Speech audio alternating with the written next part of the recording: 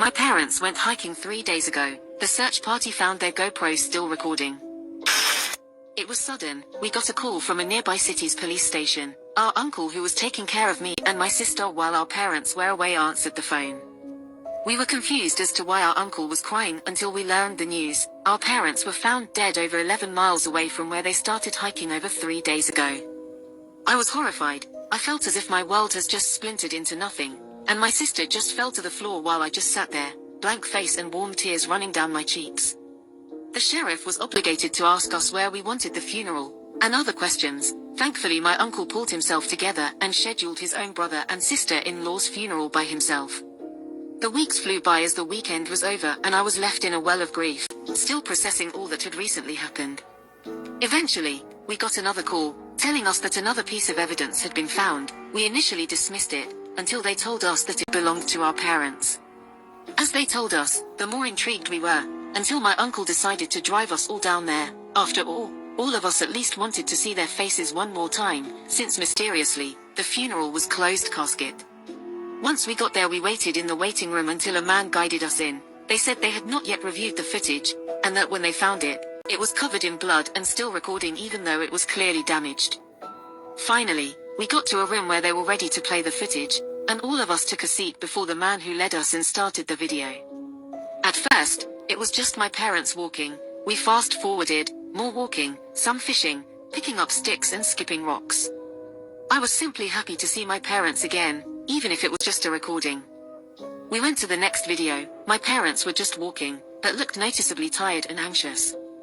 Eventually, while they were resting, my mother broke the silence. "Did you hear any of that last night?" My father responded, "Yeah, it sounded so odd, like it was directly in my ear, but also near a mile away." She gave him an agreeing nod. Eventually they kept walking, not breaking the silence until they camped. "Do you think it will happen again?" my mother asked. My father responded, "It had to have been just some animal. No creature would follow us that far just to make some noises and not do anything to us.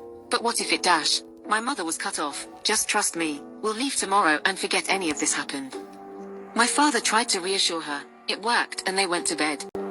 On the third day though, something was off. My mother no longer had her bright energy accompanying her, and my father seemed to be suffering from sleep deprivation. It felt as though my parents were just husks of their former selves. And more ominous than that, there was a strange, faint background noise constantly playing for the first 3 hours. Then it just stopped. My parents looked around and seemed to sigh and become way more relaxed. Then they stopped for a food break at a small creek. It seemed good, until that noise started back up, and louder than before. This caused notable dread in my parents, as the fear in their eyes was visible. They both ran away, leaving all their food behind, as the noise kept getting louder. Eventually, my mother tripped and her bone-chilling screams could be heard in the background as the noise seemed to stop with her. After 2 hours of non-stop running, my father ended up at our house backyard. I heard him sobbing uncontrollably. He was a mess just by the audio. He started to get it together and approach our house, until the light around him seemed to wash away, like fresh paint in reaction to water. We sat there watching this overwhelming silence and darkness, until it was broken by a faint sound. It got louder, and louder, until it felt like my eardrums were about to pop. My father appeared back in the woods, but he was not alone. As he turned, a part of the screen seemed to warp and glitch out. My father looked at it, and started screaming as the thing approached him in the blink of an eye.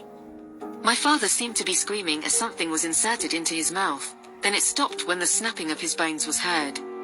The GoPro fell onto the ground, and it filmed my father floating over the glitching part of the screen. Then both of them just seemed to phase out of focus, and into nothingness.